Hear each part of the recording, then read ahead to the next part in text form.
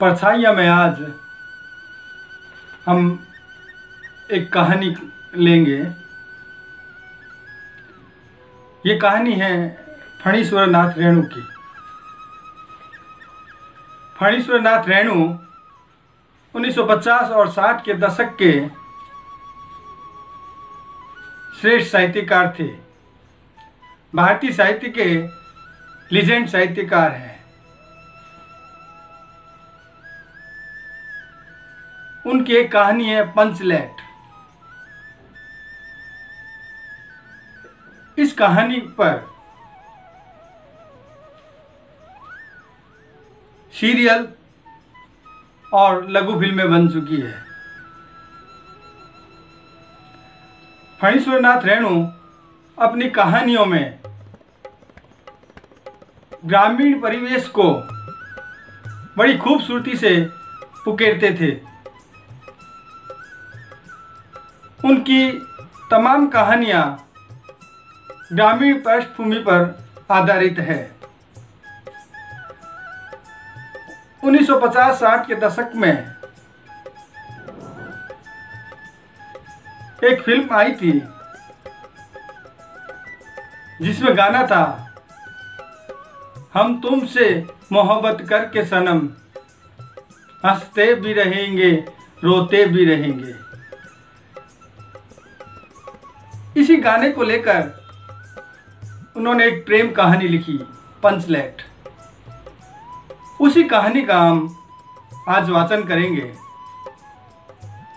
तो आइए सुनते हैं फणीश्वरनाथ रेणु की कहानी पंचलैट। पिछले 15 दिनों से दंड जुर्माने के पैसे जमा करके महतो टोली के पंचों ने पेट्रोमैक्स खरीदा है। इस बार रामनवमी के मेले में गांव में सब मिलाकर 8 पंचायतें हैं। हर एक जाति की अलग अलग सभा चट्टी है। सभी पंचायतों में दरी, जाजम, शतरंजी और पेट्रोमैक्स है। पेट्रोमैक्स जिसे गांव वाले पंचलैट कहते हैं। पंचलैट खरीदने के बाद पंचों ने मेले में ही तय किया, 10 रुपए जो बच गए हैं इसे पूजा की सामग्री खरीद ली जाए। बिना नेम टेम के कल कब्जे वाली चीज का पुण्य नहीं करना चाहिए। अंग्रेज बहादुर के राज में भी पुल बनाने से पहले बलि दी जाती थी। मेले से सभी पंच दिन दहाड़े ही गांव लौटे। सबसे आगे पंचायत का छड़ीदार पंचलैट का डिब्बा माथे पर लेकर और उसके पीछे सरदार, दीवान और पंच वगैरह। गांव के बाहर ही ब्राह्मण टोले के फुटंगी जा ने टोक दिया, कितने में लालटेन खरीदा हुआ मन तो देखते नहीं, पंचलैट है। ब्राह्मण टोली के लोग ऐसे ही ताप करते हैं। अपने घर की डिबरी को भी बिजली बत्ती कहेंगे और दूसरों के पंचलैट को लालटेन। टोले भर के लोग जमा हो गए। औरत, मर्द, बूढ़े, बच्चे सभी काम काज छोड़कर दौड़े चले आए। चल रे चल, अपना पंचलैट आया है, पंचलैट। छड़ीदार अग्नु महतो रह रहकर लोगों को चेतावनी देने लगा, हाँ दूर से, जरा दूर से, छूछा मत करो, ठेस मत लगे। सरदार ने अपनी स्त्री से कहा, सांझ को पूजा होगी, जल्दी से नहा धोकर चौकी पीढ़ी लगाओ। टोले की कीर्तन मंडली के मूल गैन ने अपने भगतिया पचकों को समझाकर कहा, देखो आज पंचलैट की रोशनी में कीर्तन होगा। बेताले लोगों से पहले ही कह देता हूँ, आज यदि आखिर धरने में डेड बेड हुआ तो दूसरे दिन से एकदम बेकार। औरतों की मंडली में गुल्ली काकी गोसाई का गीत गुनगुनाने लगी। छोटे बच्चों ने उत्साह के मारे बेवजह शोरगुल मचाना शुरू कर दिया। सूरज डूबने के 1 घंटा पहले ही टोले भर के लोग सरदार के दरवाजे पर आकर जमा हो गए। पंचलैट, पंचलैट, पंचलैट के सिवा और कोई गप नहीं, कोई दूसरी बात नहीं। सरदार ने गुड़गुड़ी पीते हुए कहा, दुकानदार ने पहले सुनाया, पूरे 5 कौड़ी 5 रुपया। मैंने कहा कि दुकानदार साहब, यह मत समझिए कि हम लोग एकदम देहाती है, बहुत बहुत पंचलेट देखा है। इसके बाद दुकानदार मेरा मुंह देखने लगा, बोला लगता है आप जाति के सरदार हैं। ठीक है, जब आप सरदार होकर खुद पंचलेट खरीदने आए हैं तो जाइए, पूरे 5 कौड़ी में आपको दे रहे हैं। दीवान जी ने कहा, अलबत्ता चेहरा परखने वाला दुकानदार है, पंचलेट का बक्सा दुकानदार का नौकर देना नहीं चाहता था। मैंने कहा देखिए दुकानदार साहेब, बिना बक्सा पंचलेट कैसे ले जाएंगे। दुकानदार नौकर को डांटते हुए कहा, क्यों रे, दीवान जी की आंखों के आगे धुरखेल करता है, दे दो बक्सा। टोले के लोगों ने अपने सरदार और दीवान को श्रद्धा भरी निगाहों से देखा। छड़ीदार ने औरतों की मंडली में सुनाया, रास्ते में सन सन बोलता था पंचलेट, लेकिन ऐन मौके पर लेकिन लग गया। रुद्र साहब मनिये की दुकान से 3 बोतल केरोसिन तेल ले आया और सवाल पैदा हुआ, पंचलेट को जलाएगा कौन। यह बात पहले किसी के दिमाग में नहीं आई थी।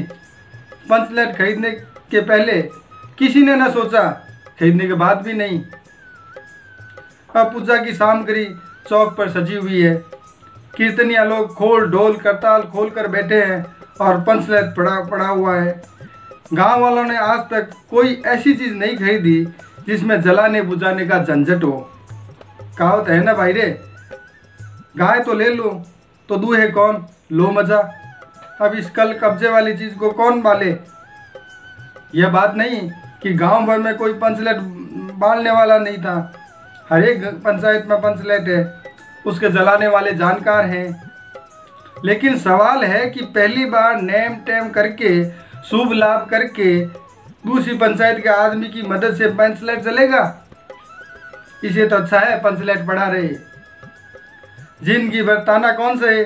बात बात में दूसरे टोले के लोग कूट करेंगे, तुम लोगों का पंचलेट पहली बार दूसरे के हाथ से ना पंचायत की इज्जत का सवाल है। दूसरे टोलों के लोगों से मत कहिए। चारों ओर उदासी छा गई, अंधेरा बढ़ने लगा। किसी ने अपने घर में आज डिबरी भी नहीं जलाई। आज पंचलेट के सामने डिबरी कौन जलाए। सब की किए किराए पर पानी फिर रहा था।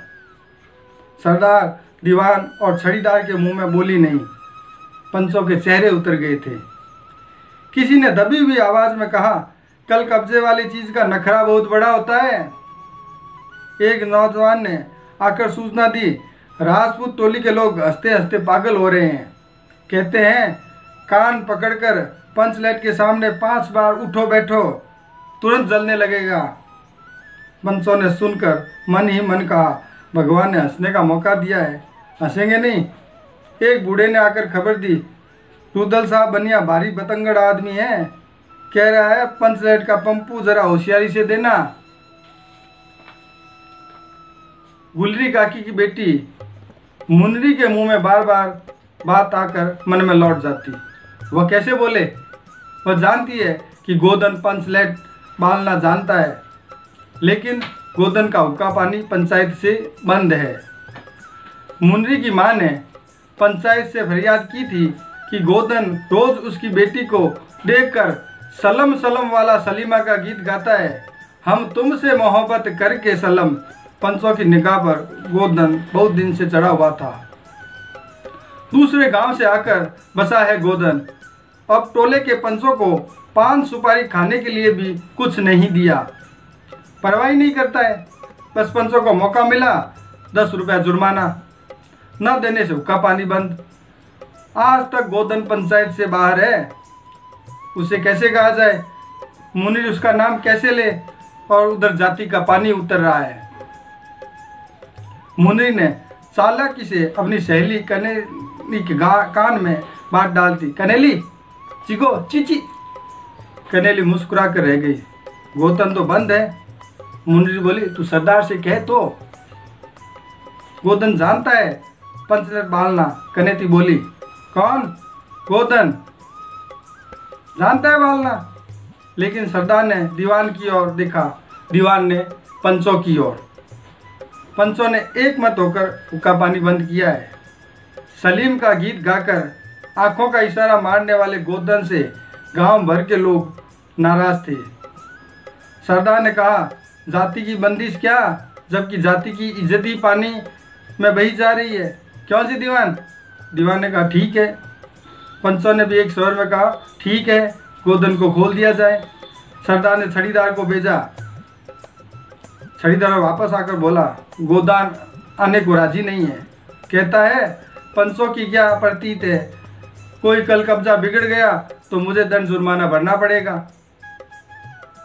छड़ीदार ने रोनी सूरत बनाकर कहा, किसी तरह गोवर्धन को राजी करवाइए, नहीं तो कल से गांव में मुंह दिखाना मुश्किल हो जाएगा। गुलरी काकी बोली, जरा मैं देखूं कह के। गुलरी काकी उठकर गोवर्धन के झोंपड़े की ओर गई और गोवर्धन को मना लाई। सभी के चेहरे पर नई आशा की रोशनी चमकी। गोवर्धन चुपचाप पंचलेट में तेल भरने लगा। सरदार की स्त्री ने पूजा की सामग्री के पास चक्कर काटती हुई बिल्ली को भगाया। कीर्तन मंडली का मूल गैन मुच्छल के बालों को संवारने लगा। गोवर्धन ने पूछा, स्पिरिट कहाँ है? बिना स्पिरिट के कैसे चलेगा? लो मजा, अब ये दूसरा बखेड़ा खड़ा हुआ। सभी ने मन ही मन सरदार, दीवान और पंचों की बुद्धि पर अविश्वास प्रकट किया। बिना पूछे समझे काम करते हैं ये लोग। उपस्थित जन समूह में फिर मायूसी छा गई। लेकिन गोवर्धन बड़ा होशियार लड़का है, बिना स्पीड के ही पंचलेट जलाएगा।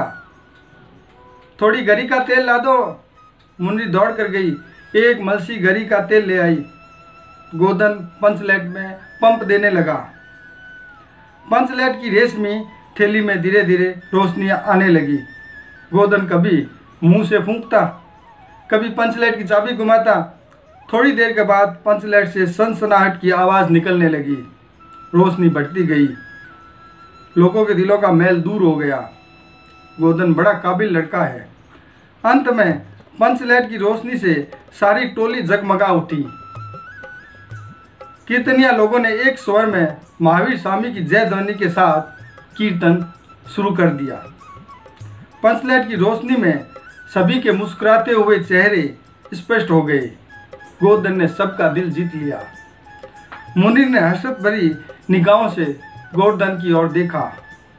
आंखें चार हुई और आंखों ही आंखों से बात हुई। कहा सुना, माफ करना, मेरा क्या कसूर।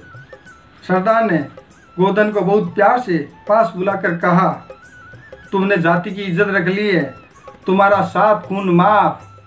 खूब गाओ सलीमा का गाना। गुलरी काकी बोली, आज रात मेरे घर में खाना गोवर्धन। गोवर्धन ने फिर एक बार मुन्नी की ओर देखा। मुन्नी की पलकें झुक गई। कीर्तनिया लोगों ने एक कीर्तन समाप्त कर जय ध्वनि की। जय हो, जय हो। पंचलेट के प्रकाश में पेड़ पौधों का पत्ता पत्ता पुलकित हो रहा था। ये थी कहानी पंचलेट। फणीश्वरनाथ रेणु की कहानी पंचलेट ग्रामीण पृष्ठभूमि की कहानी थी और तत्कालीन ग्रामीण परिवेश इस कहानी में झलक रहा था। तत्कालीन गांव की समस्याएं इस कहानी में सहज ही उभर कर आई थी। साथ साथ चल रही थी एक प्रेम कहानी, जिसे बड़ी खूबसूरती से रेणु साहब ने उकेरा है। तो ये थी कहानी पंचलेट।